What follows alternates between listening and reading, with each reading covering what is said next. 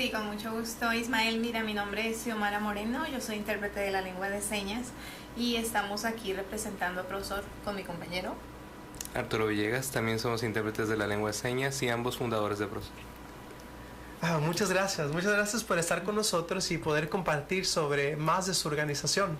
Y vamos a comenzar antes que nada haciendo una pregunta aquí con Katy para que comience a hacer las preguntas. Estamos muy interesantes en su trabajo porque es un trabajo muy específico y muy nada más interesante. Pero, ¿qué tipo de trabajo ustedes hacen y en qué formas ustedes trabajan? Sí, gracias. Pues mira, Katy, nosotros estamos dirigidos específicamente a la sociedad. No estamos hablando solamente de las personas sordas. Estamos hablando de las personas oyentes que desean conocer acerca de la cultura del sordo. Igualmente, las personas sordas que tienen la necesidad de comunicación o esta carencia de comunicación. Nosotros como oyentes tenemos acceso a una cantidad de información grandísima. Internet, televisión, periódicos, radio, etcétera. Las personas sordas se ven más limitadas. Por eso es que necesitan un canal comunicativo. Ahí es donde aparece Prosor. Nosotros somos intérpretes, por lo tanto llevamos esa información a ellos, la hacemos más accesible en su propia lengua. También a las personas que de pronto son empresarios y tienen en su compañía personal sordo. Entonces necesitan saber cómo trabajar con ellos, cuáles son las adecuaciones necesarias en su empresa para que la persona sorda trabaje y sea efectiva. También esto es lo que hace Prosor.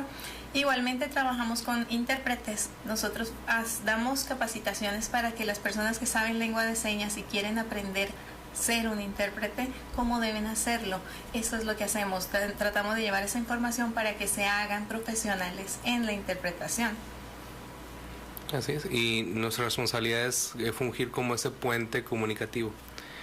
Anteriormente la información para la comunidad sorda era muy limitada. Nuestro trabajo es hacer que la comunicación sea pareja, ¿no? Que los dos puntos queden cubiertos, y pues como se pueden dar cuenta es mucho trabajo, porque no solamente hablamos de una conferencia, una charla. El trabajo de nosotros es hacer que los sordos tengan las mismas oportunidades y beneficios en cuestión de la información como lo podría tener un oyente, las mismas oportunidades culturales como lo podría tener un oyente, las mismas oportunidades educativas como lo podría tener un oyente. Entonces ese es nuestro trabajo y nuestra lucha de todos los días. Sí, wow. Mirando en sus fotos, ¿esos son algunos de sus eventos?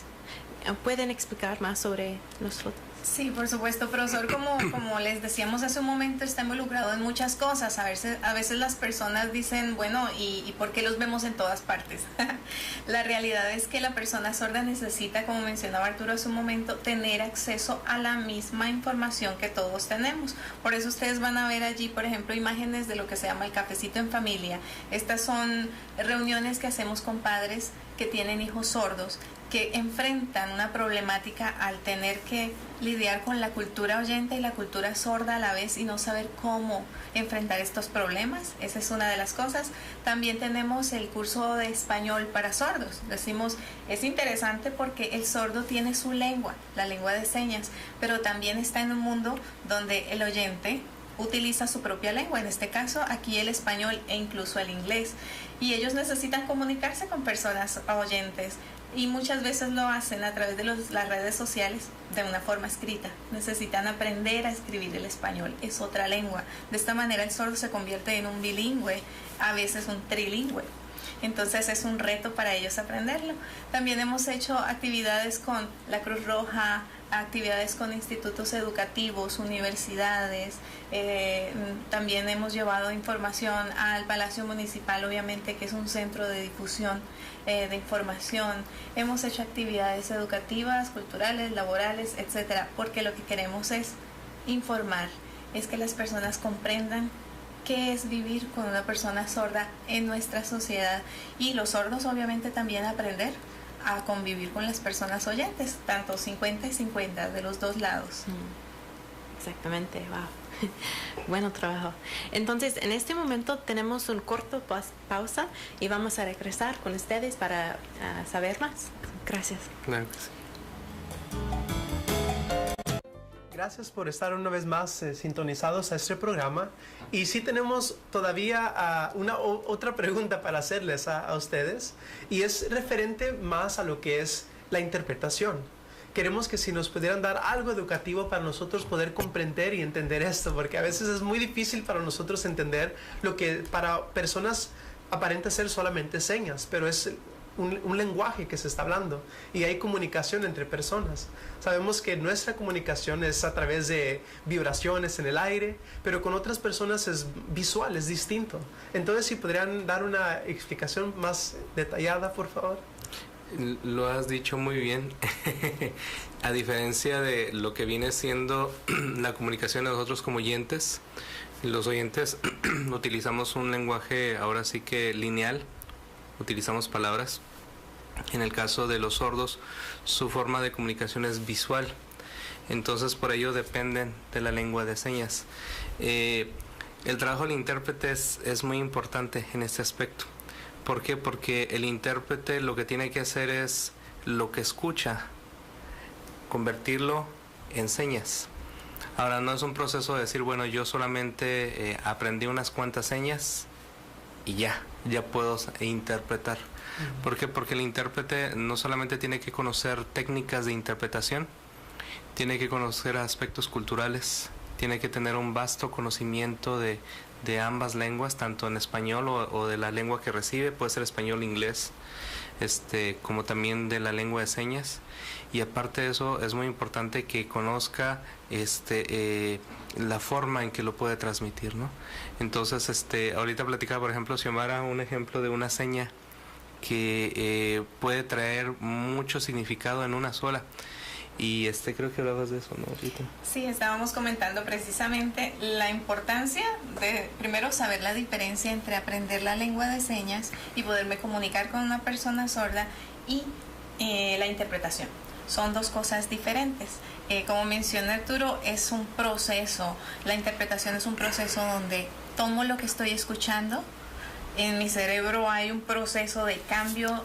Literalmente lo que hacemos es cambiar el código lingüístico, porque estoy escuchando español o inglés, lo que sea que estoy escuchando aquí, y este código lingüístico que trae lo voy a cambiar y lo voy a poner en otro que es las señas, pero debo colocarlo de una manera de que el sordo lo entienda, una manera coherente. Eso es lo que es el proceso interpretativo, en donde yo cambio un código lingüístico por otro y lo coloco en el orden sintáctico y gramatical correcto para que el sordo lo pueda entender.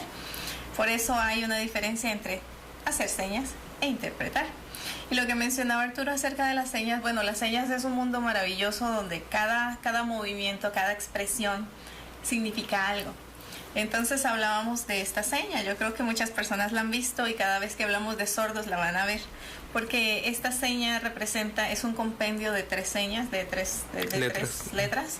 En lengua de señas americana, I, yo, L de love, amor, y la Y de you. Entonces todas se juntan en una sola seña que significa I love you, te amo, te quiero. Y se utiliza bajo diferentes contextos, como un saludo, como amor de verdad, cariño, o amor de pareja. Se puede utilizar también.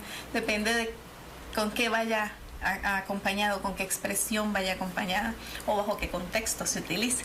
Entonces, sea como sea, esta seña viene siendo una representación de las personas sordas a nivel internacional. No hay diferencia en ella. Ahora sí hay diferencia en la lengua de señas en cada país. Cada país tiene su propia lengua. Estados Unidos tiene la lengua de señas americanas, México tiene su lengua de señas mexicana, así como cada uno de los países lo tiene. Es un reto, pero lo interesante es que la cultura sorda a nivel internacional tiene algo que hace que se puedan comunicar y se puedan entender las personas sordas. Eso es lo maravilloso de esto. Necesitamos trasfondo, necesitamos cultura, pero siempre va a haber algo que los mantenga unidos, como a todos los demás. ¡Wow! ¡Qué bien! Y yo creo lo que yo estoy muy emocionado y quisiéramos ver un ejemplo. Entonces, antes lo que sé que les preguntamos ya por terminar, que den un mensaje de paz, pero quisiera que ambos dieran un mensaje de paz y de esperanza y que el otro lo interpretara, ¿sí? Porque señas es una cosa y interpretación es otra.